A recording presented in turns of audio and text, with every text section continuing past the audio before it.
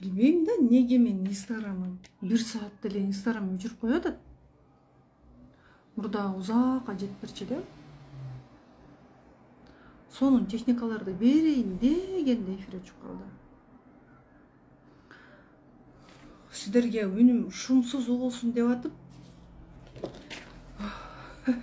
аектердин баарын жаап салып ысып кеттим.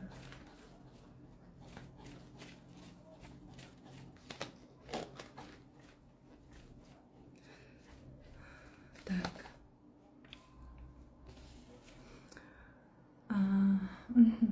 Келдик, дейт, кубанычтамын. Разбор. Зирек алтын кыз. Разборго келе турган кызыбыз барбы?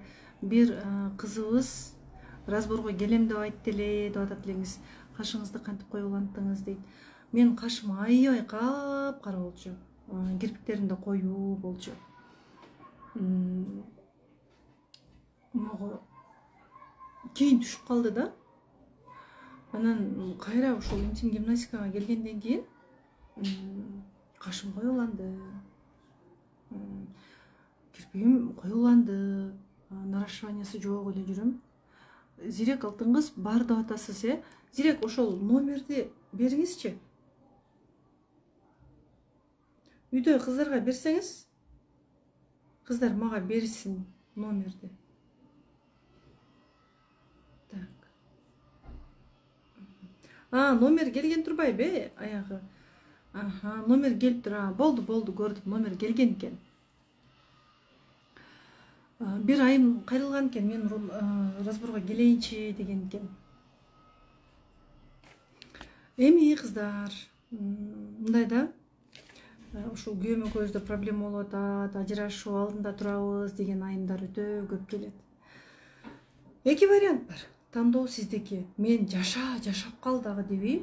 Мен анын тагдырын мен чечпейм. Ажыраш деп да айтпайм. Ал өзү чечүү керек, түшүнүү керек да. Эми сизге эки вариант.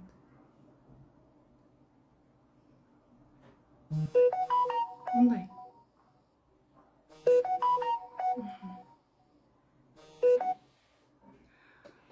Зирек жазып атасыз, күтүп атат деп. Жакшы.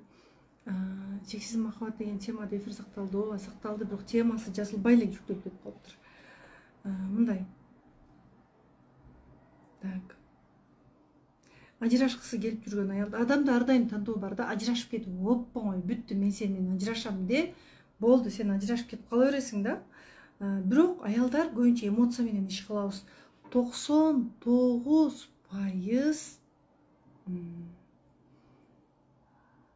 айымдар, 98% айымдар өкүнүп калышат ажырашканына. Мен ажырашып кеттим эле, эми кандай кылсам болот, кантип жарашсам болот деп жанталашып чыйпылтап келишет. Шашпа, шашып чечим чыгарба.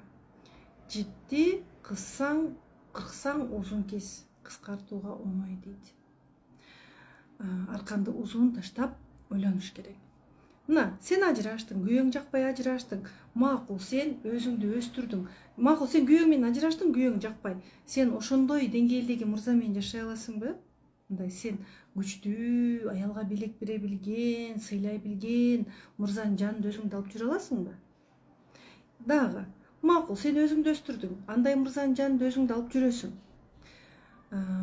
Сен ал күйөөң менен бактылуу болуп төшөктө уктап атканда, балаң журканга башын катып ыйлап атса, сен көтөрө аласыңбы?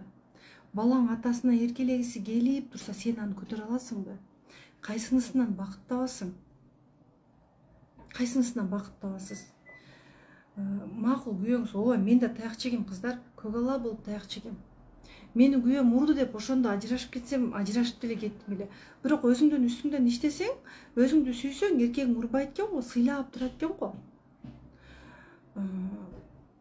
Ошол 2-3 жыл сен ажырашып кеткен убакта, жаңы түгөй таба турган убакта сен лучше сен бар фокусуңду өзүңө койчу, мындай өзүңдү мээңе кирип, дептер менен сүйлөш. Мен бул жерде кандай ката кетирдим деп жазсаң эле могу жака чыгат. Менин жанымды эмне кыйнайт? Жазыңыздарчы. Менин кандай чечилбеген проблемам бар? Жазыңыздар, жазып алыңыздар. Кайра айтыңчы деп могу жака фокус кетире бербеңиздер, эфир сактап коебуз. менин жанымды кыйнаган проблема кайсы? Жазыңыз дептерге. Проблема, ушул проблемалардын арасынан эң мени кыйнаганы кайсы? Жазыңыз. Бул проблема каяктан чыкты? Жазыңыз. Кайдан чыкты бул проблема? Мындай болгондон чыкты.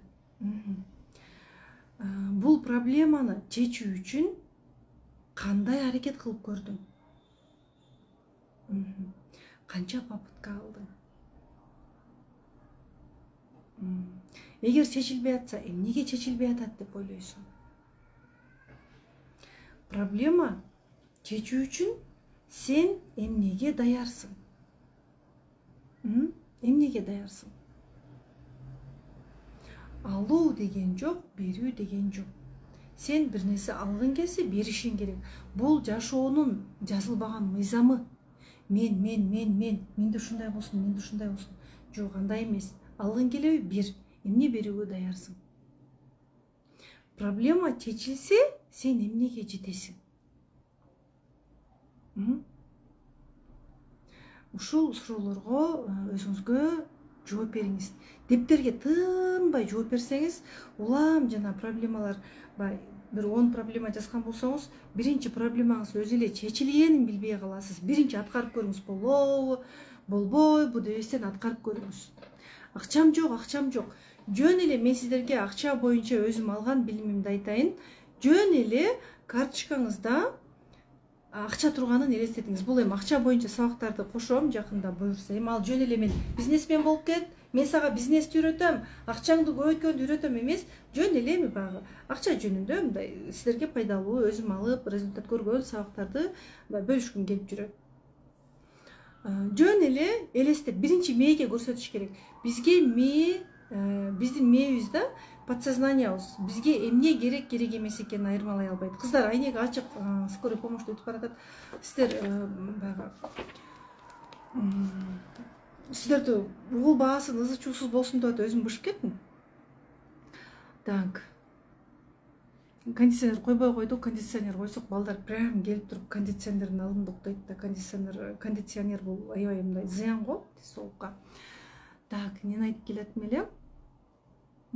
Акча да, мисалы. Сиз жөн эле, мисалы сизде дайыма 2000 акча жүрөт, 2000, 3000 жүрөт, 5000 жүрөт, 10000 жүрөт. 10000 жүргөн болсо, жөн эле сиз так бир 50000 4-5 эсе көбөйтүңүз дагы болбой эле өзүңүздү кыйнап болмок беле эмес, болот. Сиз акчаны сиз таппайсыз, Кудай берет.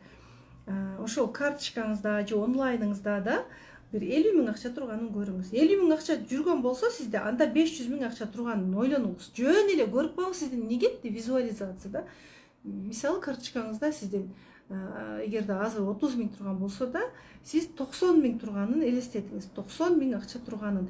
Биздин мээбиз бизге эмне керек эмес экенин айырмалай албайт подсознание. Сиз мээге эмнени көрсөтсөңүз, ошол нерсени биздин жашообузга тартып келе берет. Үйгө жасалма долларларды коюп коюңуз, холодильниктин чөнтөгүнө, сумкалардын чөнтөгүнө, блокнотторго жасалма доллар, жасалма 5000 сомдуктарды салып коюңуз. Так, дагы эмнени айткым келди? Кыздар, чексиз махабат боюнча сүйлөшүп атпадык беле? Могу жерде бирөө улам суроо берип атат да, эмне деген суроо? Менин көйгөйүм бир эле, жүрөгү өткөн, сиздин кеңешиңиз керек. Кыздар, кеңешиңизди ушул жерге, сурооңузду ушул жерге жазсаңыз, мен сизге жооп берип койсом, сиздин проблемаңыз чечилип кетсе, алам гулистан болуп кетет эле го. 4 баланы төрөдүм, разыр болгон баарында. Өтө жаман тигилген, кең болуп калган, гимнастика жардам береби, гинеколог бербейт дейт, пластика операция кылдырды.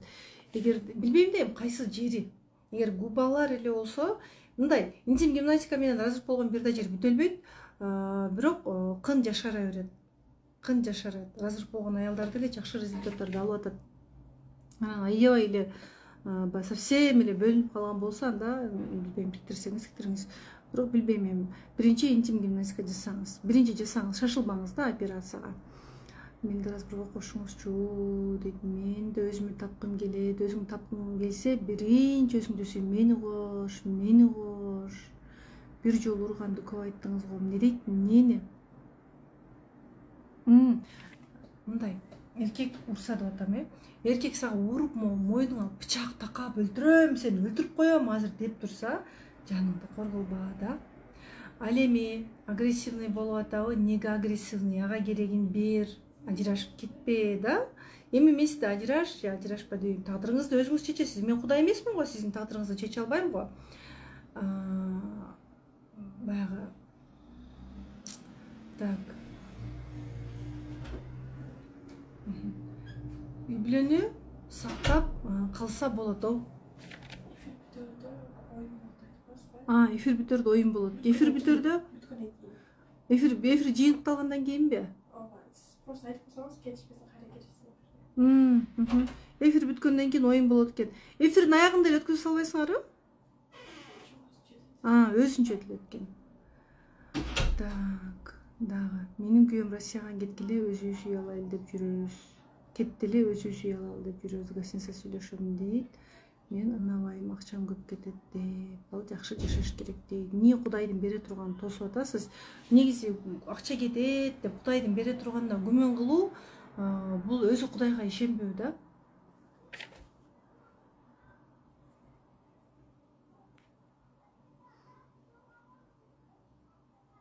Өчүрүп салсаңыз болбойт, эмнени өчүрөт? Запордон арылыш керек болот. Курска келиңиз, интим гимнастика жасаганда 2 күндөн баштап уже запор кете баштайт. 10-12 жыл болгон, запордон арыла албай атам деген аялдар бар. Биз психологиялык сабактарды беребиз. Психологиялык сабактар болгондо аял өзүн түшүнө баштайт. Мен адам экенмин го. Мен деле аял экенмин го. Мен деле татынакай экенмин го. Менин да каалоолорум бар экен го. Көрсө күйөөм деле жаман эмес экен. Мындай күйөөсүн жакшы жактарын көрүп, мындай өзүн түшүнүп, өзүн сүйө баштайт. Дене менен контакт жакшыра баштайт. Мен ишинен келгенде белим чыдатпай катуу ысып чыгат. Биринчи барып мындай суроолор болгондо гинекологко барыңыздар. Эгерде баары жакшы, сенде гормондор бузулган, дагы башка бир проблема нерселерди айтса, анда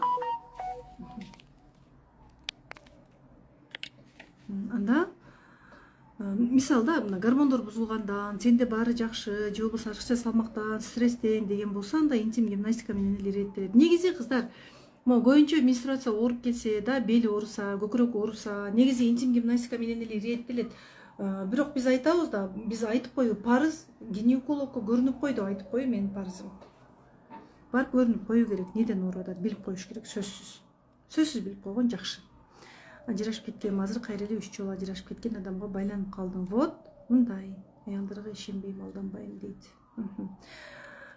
Ошо да кыздар, мен ошон үчүн айтам да, сен кайра эле ажырашсаң, ошо өзүң кайра эле ушундай эркекке турмушка чыгасың деп айтам да. Менин күйөөм мага көңүл бурбайт. Сиз өзүңүзгө көңүл бурбайсыз. Мүмкүн сиз сырткы келбетиңизге көңүл бурасыз, бирок монтип тырышып, катып, монтип тырышып турасыз. Мындай аялдар эркекти өзүнө тарта албайт. Эркектер ачык, ишенген аял менен отношения куруу эркек үчүн дагы жагымдуу, башка адамдар үчүн деле жагымдуу. Кайсы жерден билим алдыңыз эле? Интим гимнастика, психология баарын Казакстандан окудум. Аллага шүгүр, азырда изденүүнүн үстүндөмүн. Адам бешиктен кабырга чейин үйрөнөт. Билгеним бирөө, билбегеним 99 деген принцип менен жашаймын. Медициналык билимим бар, кызыл диплом менен аяктаганмын, артыкчылык диплом менен фельдшер, акушердик кесипте. Күйөөм сулуусуң деп айтат. Ошондо мен эмне деп айтышым керек? Жаным, сулууну көрө билген сенин жүрөгүң сулуу деп айтышыңыз керек. Мындай. Сулууну көрө билген сенин жүрөгүң сулуу да эмес, эмоция менен. Жаным, сулууну көрө билген сенин жүрөгүң сулуу да жаным деп айтышым керек. Мындай. Эркек сизди көргөндө да жаным, махаббатым менен деп мындай кучакташып жатканда да, аялым менен деп мындай кучакташып жатканда да рахат алып, эргип, биздин жаныбызда бошоп, мындай кымыңдап, любовницанын жанында кымыңдап, гормондору көтөрүлүп эмес, сиздин жаныңызда кымыңдап, гормондору көтөрүлүп, сизге тийишкиси келип, монтип туруш керек. Биз эркектер менен эптеп-септеп жыныстык катнаш дай бересиңби? Болобу бүгүн? Ушундай эле да, мындай.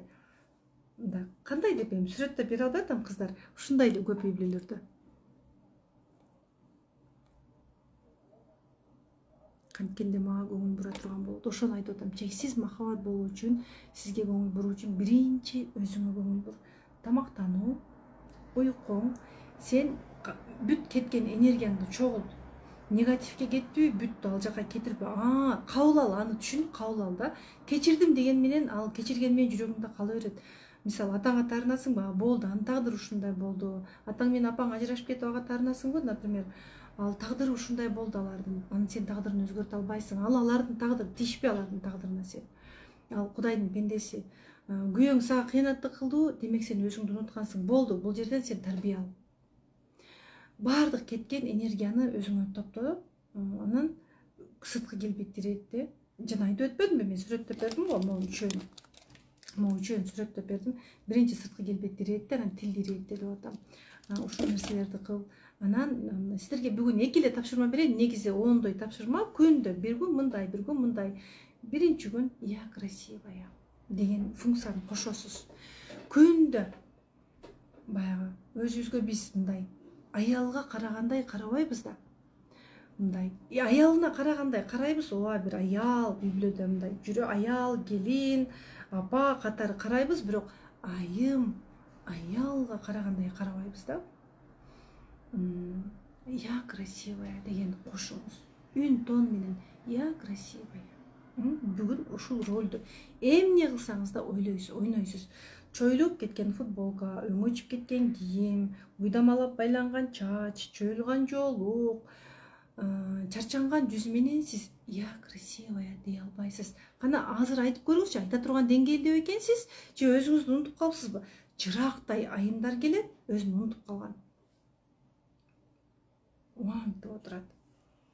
Болбосо билимдүү, бир банкта иштейт, же бир дагы бир жакшы бир жумуштарда жетекчиликти иштейт, бирок үй бүлөсү бытчыт. Жакшы жетекчи башка, жакшы аял башка. Мындай. Жок. Азыр сиз өзүңүздү я красивая. Мен сулуумун, мен деле жакшынакаймын. Жакшынакай элемин эмес, я красивая. Мен жакшынакай. Дей аласызбы? Бүгүн ушул функцияны кош. Я красивая. Басып турганда мен жакшынакай. Алла берген келбетим. Салмак, ашыкча салмагың бар, биринчи арыл да. Сен я красиваяны эртеңден баштап ойной албашың мүмкүн. Жакшынан кийин сырткы келбетиң өзүңө жаккыдай болсун. Ашыкча салмак энергияны сорот. Ашыкча салмагы бар адам өзүнүн бат эле унутуп коет. Энергиясы баары ошол тамак сиңирүүгө, ашыкча салмакты көтөрүп жүрүүгө кетип калат. Сен энергияң жок, өзүңө көңүл бура албайсың. Өзүң мээңе өзүң кир, убактыңды иретте, гардеробду тазала. Сен эскиден бошомоюнча сага жаңы нерсе кирбейт. Эски кийимдериңди ыргыт, 20-30 миңге алсаң дагы. Чекеси сынган идиштериңди ыргыт. Окулбаган, жөн эле ала берген, баягы Айнагүл менен Жайнагүл дос болуп кетти эле, анан экөө урушуп калды. Айгүл менен Нурбек сүйүшүп калды деген китептерди окуй аткан болсоң ыргыт, жан дүйнөңдө өстүрө турган китептерди оку. Mo баланча менен баланча согушуп кетти эле, баланча жерде баланча авария болуп кетти деген жаңылыктардан отписка бол. Кечки аларды көрүп лайк басып отурбай.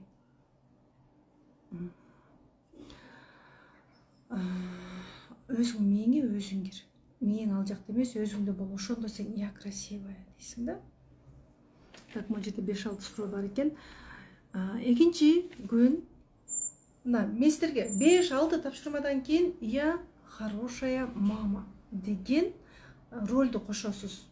Бирок мен силерге азыр муну берип атам да. Буга чейин көптөгөн тапшырмалар бар. Экинчи күн кайсыны кошосуз, үчүнчү күн кайсыны кошосуз. Азыр мен силерге мына экөөнү бердим. Жигитке мамиле кылганды үйрөтө аласызбы? Кыздар, негизи ушул айымда кыздар барсыздар, апалар аябай көп суранат, кыздарга да саба койчу деп. Негизи мындай, жигит менен мамиледе деле кыздар монтпестен кылыктанганды билиш керек. кылыктанып кылыгы менен кол жеткиз жылдыз экенин билиш керек. Любой эркек могу кызга мен үйлөнөм дебейт. Могу кыз бир шоколадка алдана турган кызбы, же буга көп акча жумшаш керекпи, же бүгүн эле гостиницага жатып бере турган кызбы, же бүгүн бакшактын арасында жатып бере турган кызбы, чек араны текшерип сүйлөй баштайт, тийише баштайт. Эркек да кылыкта флирт көрсөттүң да, флирт көрсөткөндөн кийин эркекке да өзүңдүн кыз балдарыңыздарга деле муну жигитке сүйлөбө дей бербей, эркек менен мамиле курушту билбей калат да бир күнү алданып калат. Кол жеткиз жылдыз экенин билиш керек. Аял канчалык баалуу болуп, сырдуу болгон сайын эркектер ага мындай сүйүп, жармашканды жакшы көрөт. Эркектердин табияты ушундай экен да, булар аялга жармашып, мага ачып койчу, давай мени алып койчу деп мынтип чалып, жазып, белек берип, аны сүйлөткөндү жакшы көрөт. Кыз жигит болгон мамиледе жигитти көбүрөөк сүйлөтүш керек.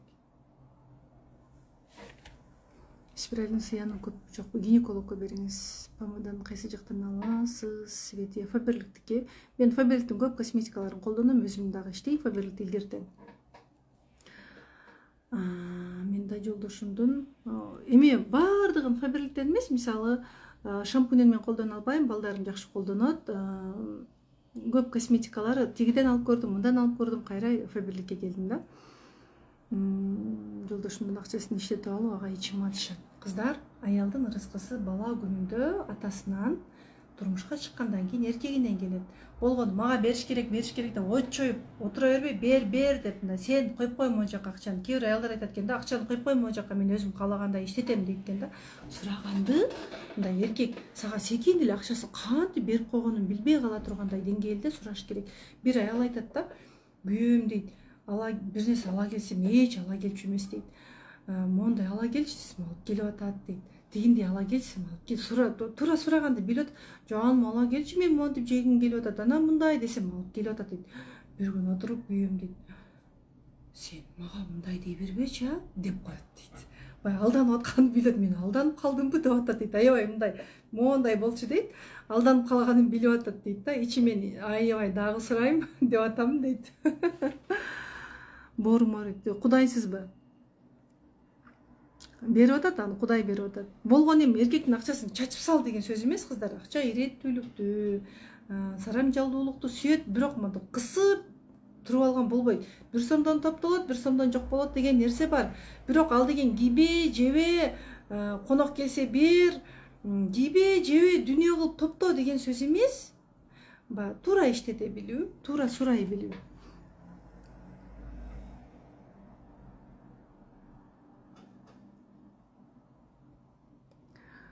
Же бирөөгө 1 жашар баламдын кийим бердим эле, соопчулукка кайра өкүнүп атам, берсе болбойт, эми кайра сурасам кандай болот? Эми коюңузчу, эми кийим го ал. Коюңузчу, кийим эмне? Кийим ал заводдон чыгат го. Жакшы кылыпсыз берип. Күндөштөн күйөөмдү кантип кайтарсам болот? Мына кыздар, ажырашкан аялдар деп айтам, күндөштөн кантип кайтарам дейт.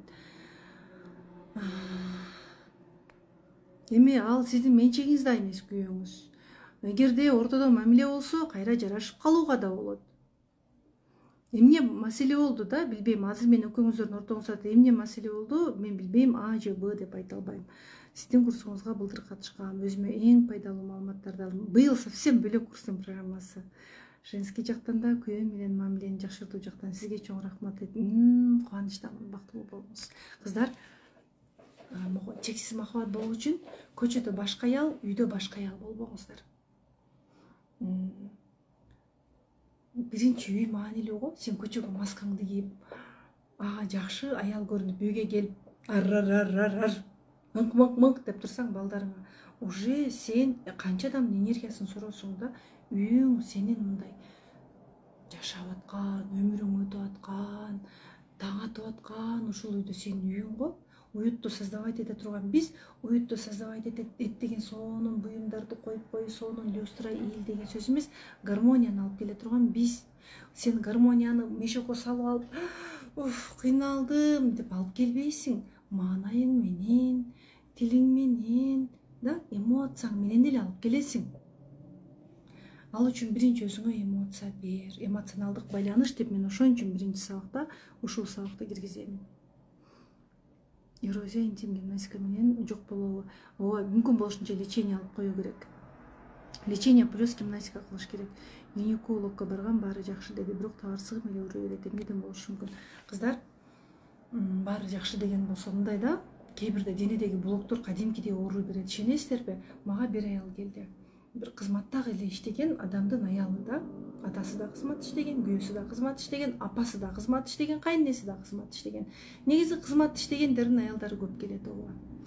Анткени аларга деле тарбия берилбеди, күйөө деген мындай болот деген, кызмат иштеген эркек анда акча бар, баары бар да, и билими бар, эми баардык эле кызмат иштегенде билими бар деп айтпайбыз, бирок баягы измена тиги бу деп көп келишет да.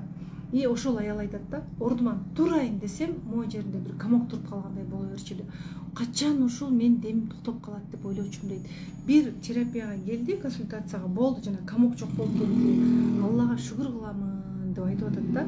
Эгерде могу баары жакшы деп табарсыңыз эле ооруп аткан болсо, баары жакшы деген болсо, бизге денедеги блоктор сүйлөп берет. Дене бизди алдабайт. Биз эмне каяк менен ойлонобуз, мээбиз менен ойлонобуз. Кайра-кайра ойлонгон ишенимдерибиз, негативдерди мээ денеге чачып берет. Анткени мээнин жумушу көп. Жөө, сүйлөө, кыймыл-аракет баарына жооп берет. И бир күнү жана негатив өсүп чыгат. Биринчи оорутат, сайгылашат да, анан бир күнү оору болуп чыгат. Киста, миома да, башка оорулар болуп чыгат. Ошон үчүн дене блоктору деген сабак берем. Кантип денедеги блокторду чыгаруу керек? Даже денедеги блокторду чыгарууда, могу тазовый блокторду чыгарууда интим гимнастика жазылып жүрөт психологияда. Алар эми интим гимнастика, демек ол илгертен бар экен да башка өлкөлөрдө. Интим гимнастика, йога деп турат. Эркек дарынса эмне кылыш керек? Кыздар, кандай болсо дагы биринчи аял болуш керек. Аял. Бирок бир да амалың эркек үчүн болбосун. Кээ бир эркектердин жанында кичинекей кыз болуш керек. Мен офлайн катышам, буюрса жакында бишкекке барам. Жакшы. Ысык келинчек техникаңызды дайыма колдоном. Сонун ысык келинчек. Энергичный жүрүш үчүн эмне кылуу керек? Биринчи сабакта да азмас айтуу. Сабакка келсеңиз, жеке эмне кылышым керек, ал адам оюмдагыдай дейби? Жолдошум төшөктөгү мамбеге ичиши жок, бир айда бир мен бирок каалайм жардам беринчи. Мен эмне кылам? Күйөөңүздү бас, отур. Сен отур. Давай жат. Эми могу ким аты? Базиева. Базиева, давай үстүнө чык. Давай мондай кыймылда. Бул, давай сен монун үстүнө тез чыгып тур. Сен мон менен тез жыныстык катнашка барып тур деп жардам беремби? Мен техникаларды берем, билимдерди берем, сиз колдоносуз. Айтып атам го, эгер эркек жыныстык катнашты каалабай калса, анда биринчи мүчөсүн мактайсың. Сенде мүчөсүн мактаганда, могу роботту басып койсоң, мисалы, сүйлөп койт го, роботтон үн чыгат го, роботко окшоп туруп алып сүйлөбөй, мындай эмоция кошуп сүйлөгөндү билиш керек. Эмоция. Аденомиоз оорусунан кутуламбы гимнастика менен? Жок, кыздар, гимнастика менен аденомиоз кетпейт. Кыздар, биринчи да могу миома, киста, жана башка оорулар каяктан келип чыкты? Аденомиоз. Тазовый блоктор аябай катуу абидадан келип чыгат. Эндометриоз, да башка. Блок могу таарынычтар көп катуу абидалар могу маткада жыйналат. Мына, бул кандай? Медицина жагынан да түшүндүрүп айта кетейинчи. Аялда эстроген гормону бар.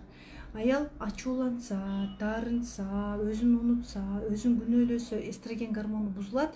Эң биринчи могу маткага зыян. Эстроген менен камсыздалат, тынымсыз матка.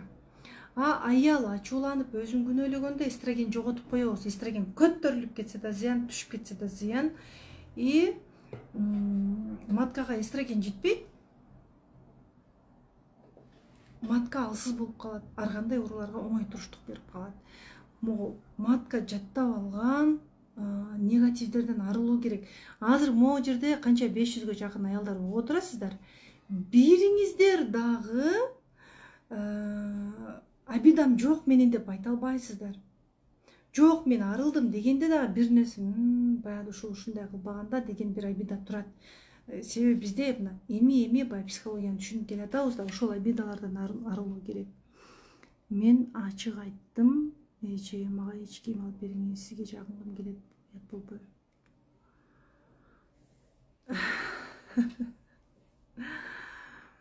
Негизи уят деле болбойт кыздар.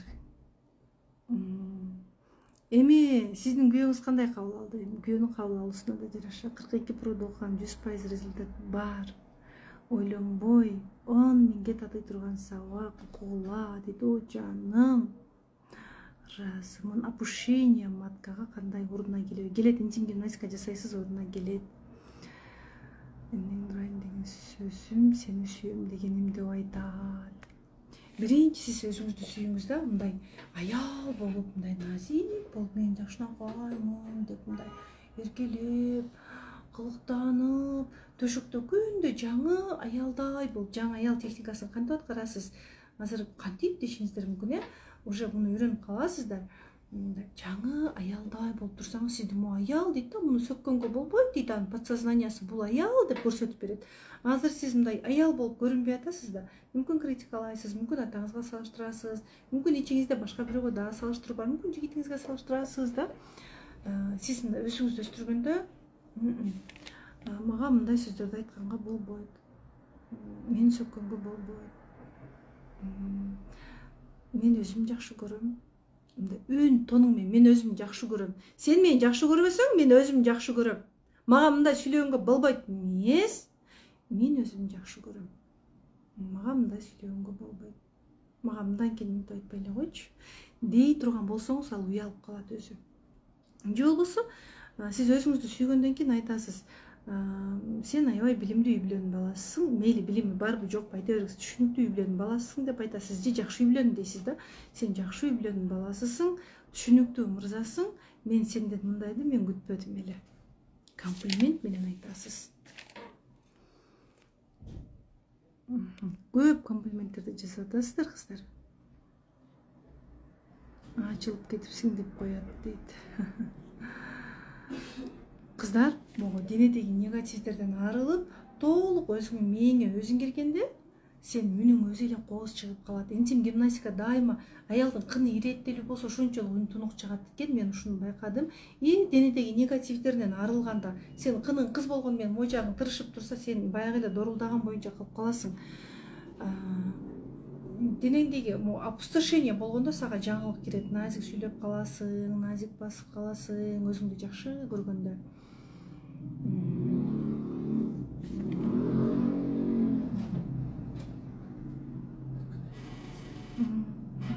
Разборго чыгыш керек эле азыр.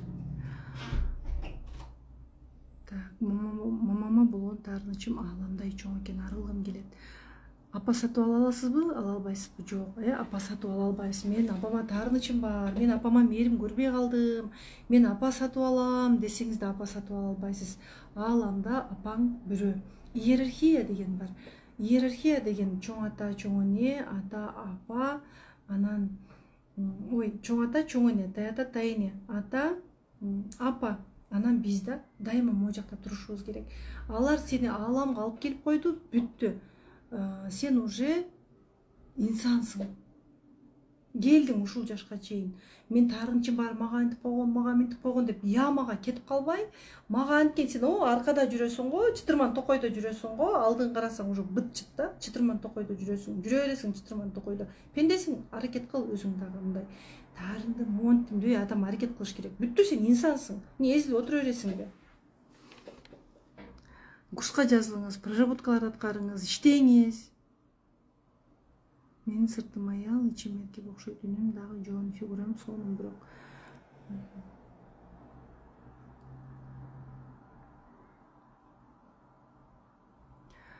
так, сабактарыңыздан улам жашоом өзгөрүп атат дейт. Ыраазымын.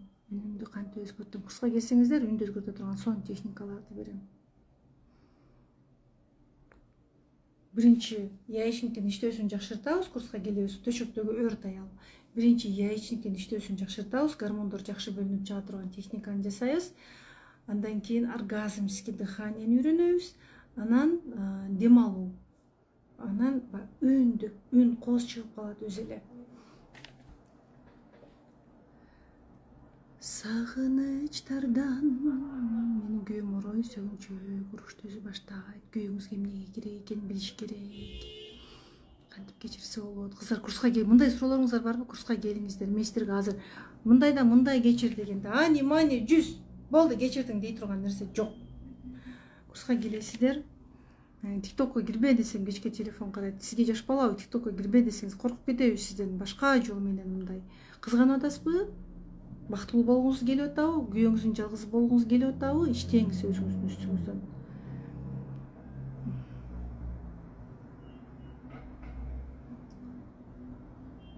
Кыздар көп суроолор келиптир. Болду, мен азыр разборго кирем.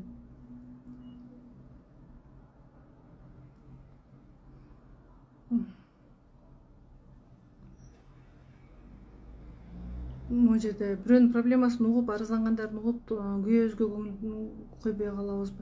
Негатив укпаш керек. Чек араң жок да, сага ар ким келип проблемасын айта берет. Так.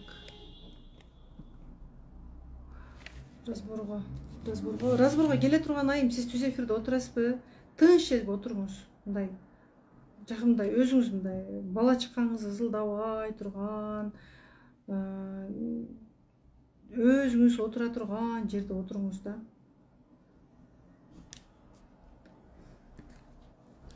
Ар бир амалыңыз өзүңүз үчүн болсун. Күйөөңүз үчүн эмес. Болду кыздар, номер калтырбай эле коюңуздар. Мен уже эфирге кирип кеттим. Кыздар, азыр мына айым келгенче мен силерге айта кетейин. Курс боюнча.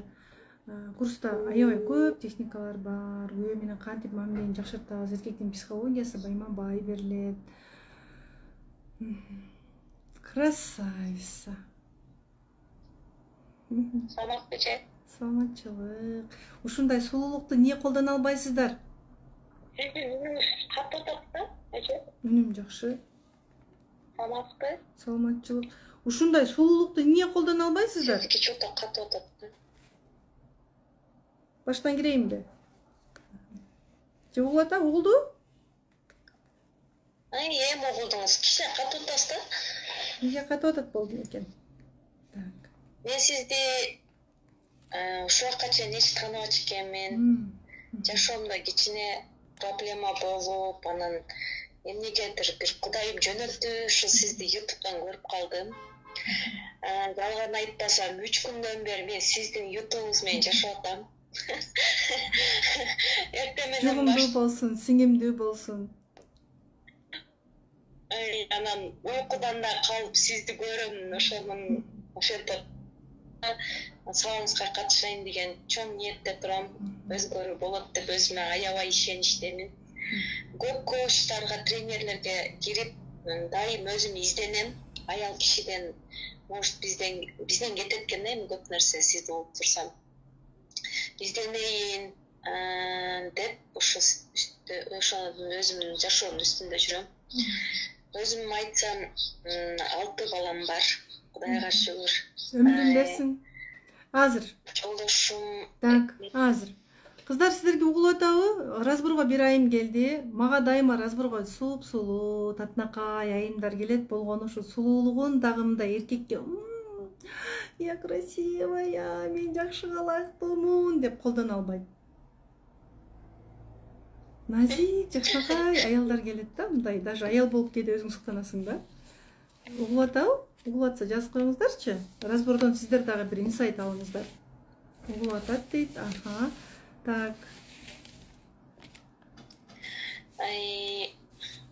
6 балам бар. Өмүрүн берсин. Мен рахмат.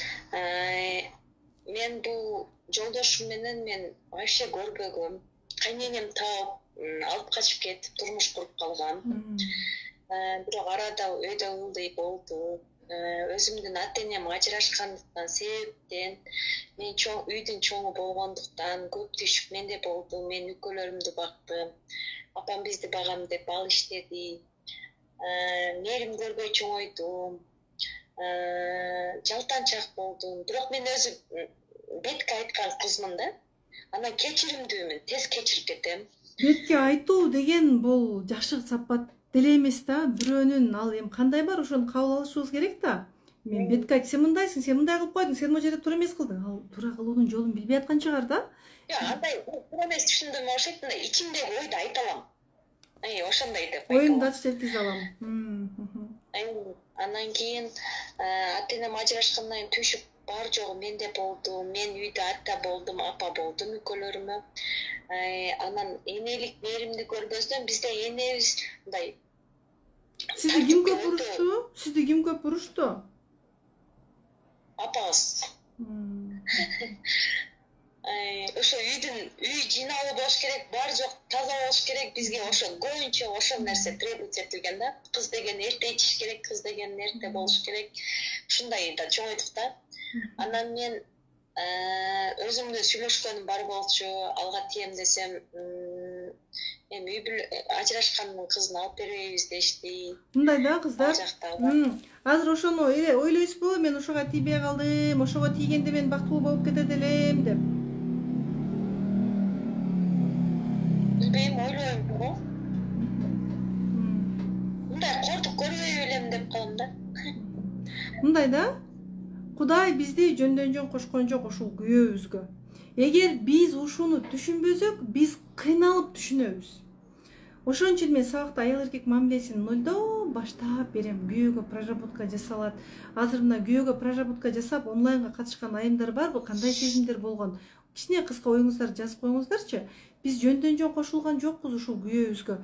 Эгер биз адамдарды, жолдошубузду, Кудай кошкон өмүрлүк жарыбызды кабыл алганды билбесек, биз аны түшүнбөсөк, жөндөн жөн кошулуп калганыбызды түшүнбөсөк, Кудайдын планы баарынан жакшы дейт да. Кудай бизди бекер ошол жигитке жолуктурган жок. Биз аны кыйналып түшүнөбүз.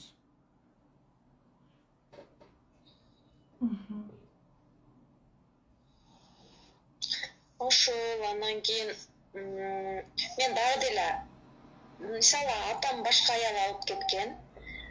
Бирок мен ага кек сактабайм. Мурда кичинекейимде мисалы сен апаңа окшошсуң, силер апаңар тарапсыңар деп бир өтө урган.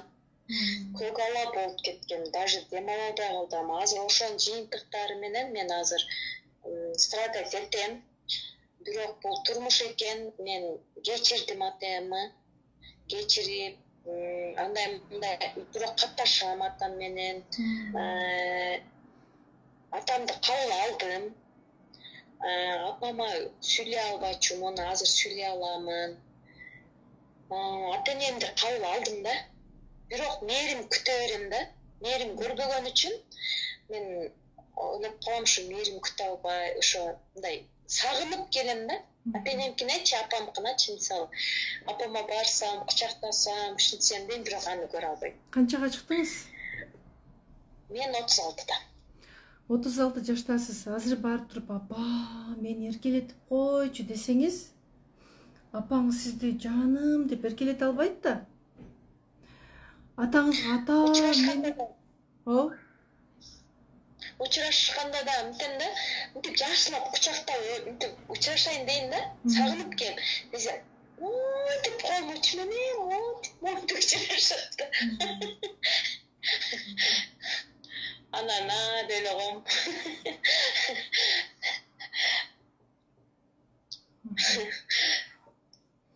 Көп нерсени ичиңизге сала береткенсиз да, Анан ошонун жыйынтыгынан мен ушу 36 жашта эле уже нервный болбогон кыз элем, жаркылдап эле жүргөн.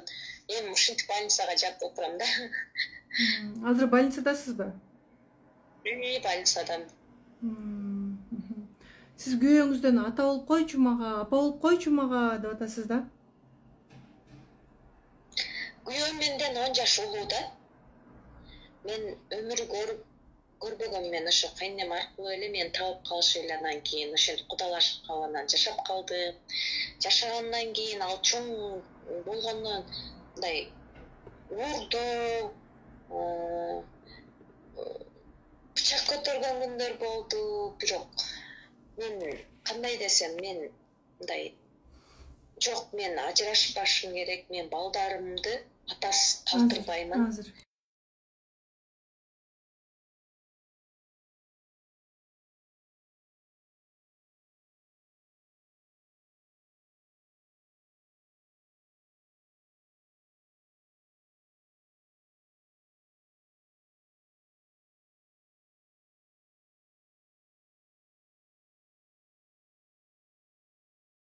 Biraz.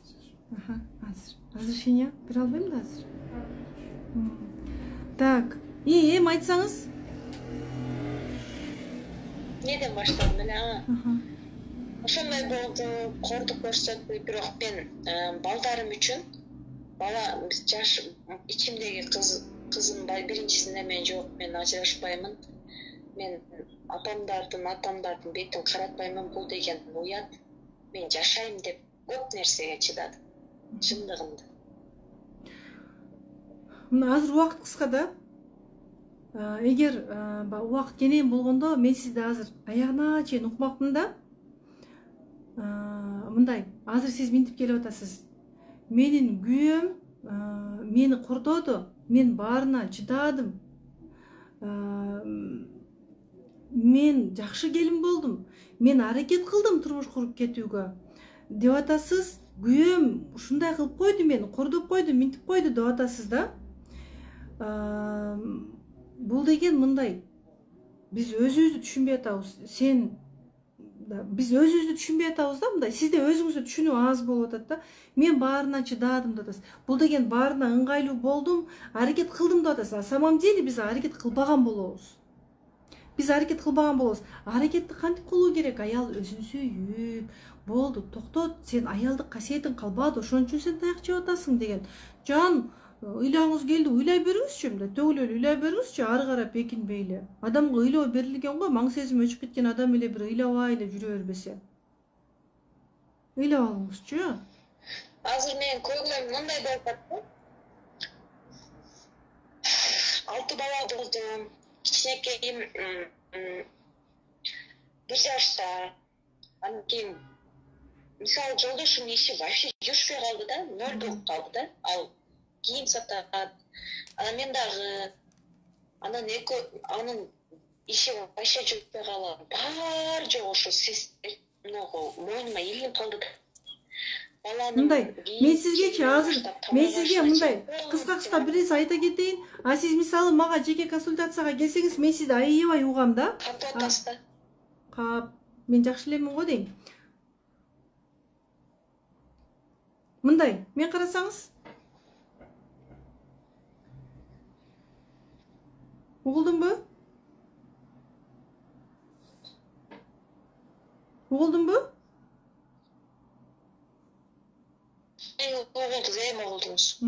Мындай, сиз айтып атасыз го, жолдошум иши такыр жүрүшпөй калыптыр, менин ишим такыр жүрүшпөй калды деп атасыз го. Азыр мен сизди угуп отура берейин десем, Instagram дагы өчүрүп салат. Мен могу жерде эмнени айткым келип атат? Сиз ушул состояниеңиз менен азыр ишиңиз дагы да аркага кете берет. Сиз мени караңыз, сиз тиякты карабай. Мени караңызчы. Ыйласаңыз эле ыйлай бериңизчи, мени карап алып. И сиздин ушул абалың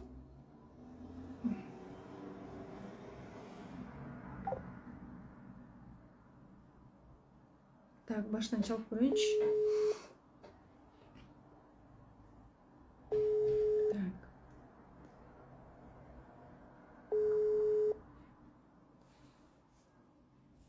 Негизи консультацияга келсе, анда баягы аягына чейин сиздин айтканыңызды угам, биринчи күнү сизге сөз берем да. Мына азыр сиз айтып атасыз, менин жолдошум иши жүрүшпөй калды деп атасыз. Менин ишим жүрүшпөй калды деп атасыз. Сиз ушул состояниеңиз менен мына мен ишим Кудайга шүгүр болуп атат. Сиздин ушул состояниеңизде күйөөңүздүн иши жүрүшпөйт. И сиз ушул абалыңыз менен сиз күйөөңүз менен сүйлөшүүгө бара албайсыз. Күйөөңүздүн сүрөтүн личкама жөнөтө аласызбы? Ушул жака.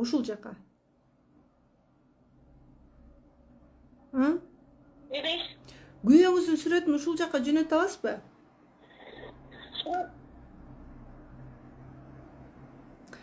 Так. Сиздин интернетиңиз жакшы эмес окшойт. Wi-Fi'ды кугузуп отурам, мени кугузуп отурам. Бирөөнү өчүрүп салыңыз анда, жакшы иштеген бирөөсүн калтырып, бирөөнү өчүрүп салыңыз. Экөөнү тең кугузуп алсаңыз, бирөө иштебей калат.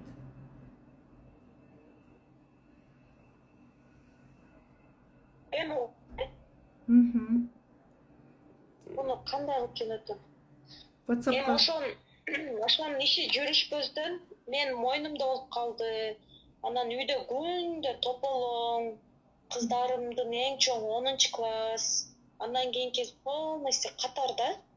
Анан аларды дагы вообще жаман сөздөр менен тилдеп атат. Аны оозума ала албайм да. Анан бир жагынан үйдү ойлоном, бир жагынан продукттан ойлоном, бир жагынан балдарды ойлоном. Мен энергиям вообще чачырап кетти да. Анан акырында мен өзүм ооруп, азыр зоп дейт дагы ушундай деп атат. Мына. Так. Бир жагынан продукттун ойлоном, бир жагынан балдарды ойлоном. Мына, могу. Мен деген жазуу көрүнүп атабы? Сизге да көрүнүп атабы? Мен деген жазуу. Так, мындай жазайынчы. Бул баарыңыздарга керек. Бул тилекке каршы баарыбыздын түшүнүгүбүз ушул.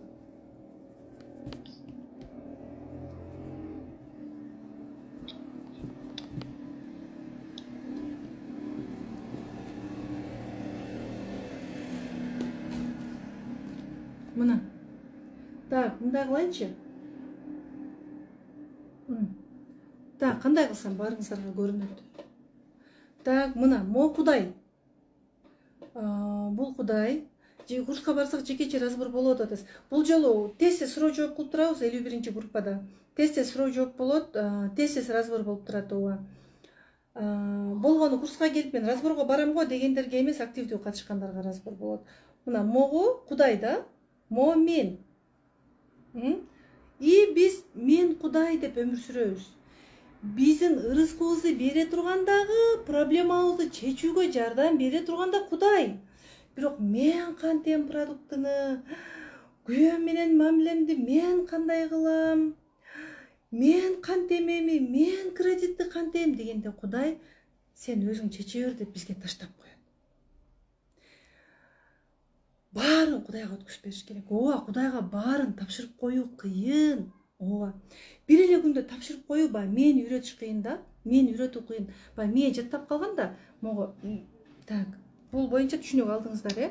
Бул жактан Кудай айтат да, сен жаратуучуң менмин дейт, сен мени унутуп койдуң дейт. Сени бул жарык жашоого алып келген менмин, сага ырыскыны бере турганда менмин.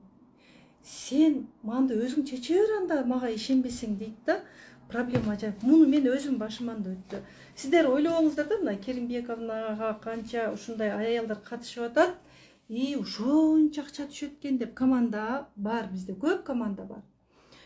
Команда айлык алат да. Мен команданын айлыгын беришим керек. Айдын башы болду, ортосу болду, зарплата беришим керек дебейм. Кудайга тапшырдым. Алардын ырыскысын мен бербейм го. Ырыскысын Кудай берет да. Ойлонбой. Кудай берет. Баарын Кудайга тапшыр. Үйрөн өзүңдү кыйнап, ооба, продуктуну мен бербейм, алып келбейм го үйгө. Кудай берет го, Кудай кылат го деп мындай. Кудайга чын дилен Аллам өзүң түздөп койчу, сен алдыңда мен алсыз экенмин. Балаң менен проблема болсо да, күйөөң менен проблема болсо да, Кудайым өзүң чечип койчу, сен проблемамды өзүң коштуң го, ортобузду өзүң жакшыртып койчу, проблемамды өзүң чечип койчу, берүүчү сенсиң. Баарын сага тапшырдым, сенин алдыңда алсыз экенмин, мен пендемин деп мындай ыйлап, Кудай деп мындай жалынып айтышың керек, проблемаң өзү чечилет.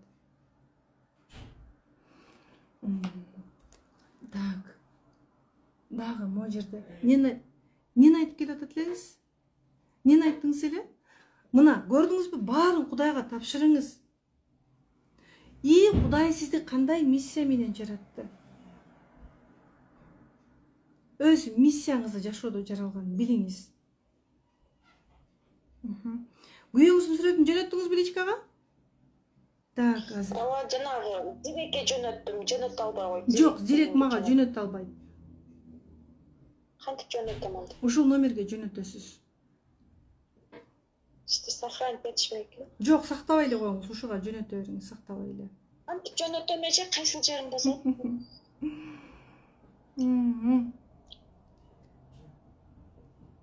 Так. Ошондой болуп атат, анан үйдө дагы азыр эми силер дагы балдар кечегиде бaldарды алып чыгып кет деп атпайбы үйдөнчү. Үйдөн чыгып кет балдарды полный бардыгын ал дагы чыгып кет.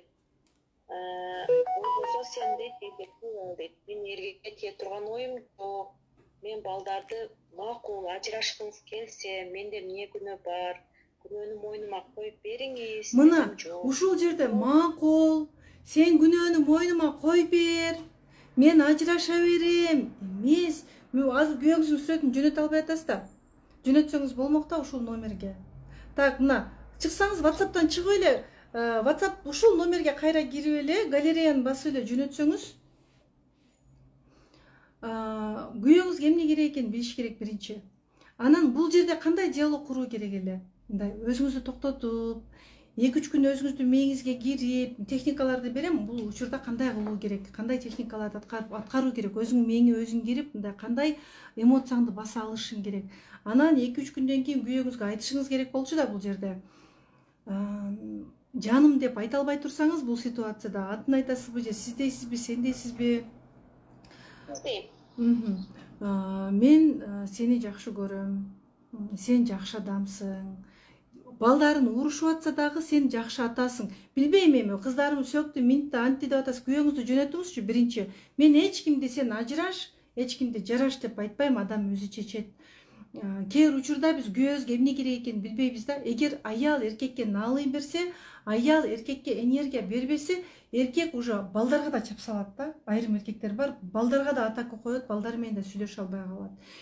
Аял безусловно мамиле курганды билгенде, балдарыңызды башында жакшы көргөн да, туурабы? Жакшы көрөт, ооба.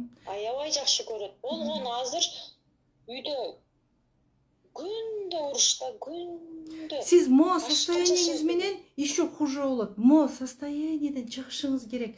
Тилди фильтрлеп, кыйналсаңыз дагы, мен түшүндүм. Ооба. Көрсөм менден да каталар кетиптир. Сен жакшы адамсың, сен жакшы атасың. Мүмкүн сага эмне керек экенин мен билбеген чыгармын.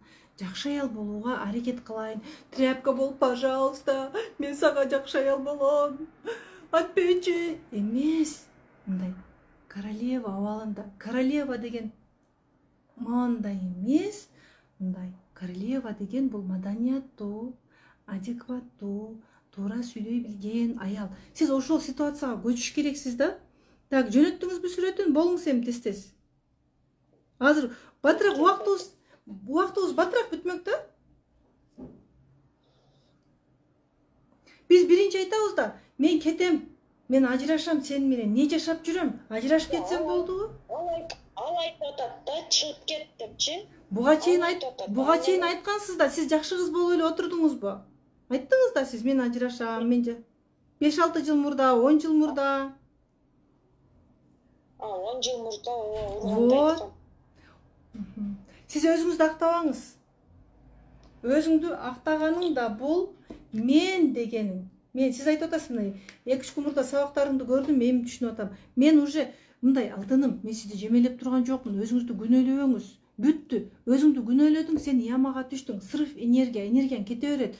Мен сизди жаман бол деп турган жокмун. Мындай өзүңүздү күнөөлөп кеттиңиз го, жаным. Жок, мен сизди күнөөлөгөн жокмун. Актанбай эле коюңуздар. Жөнөттүңүзбү?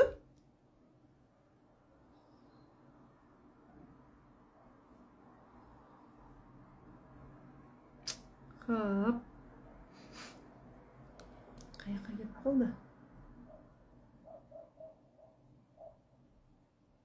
Вот.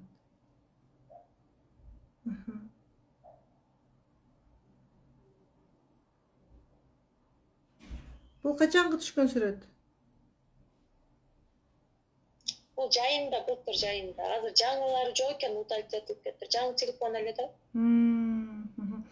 Негизи жама, о, кыздар, дагы эфир өчүп калды да. Кайра кирелүү, эмне кылалы?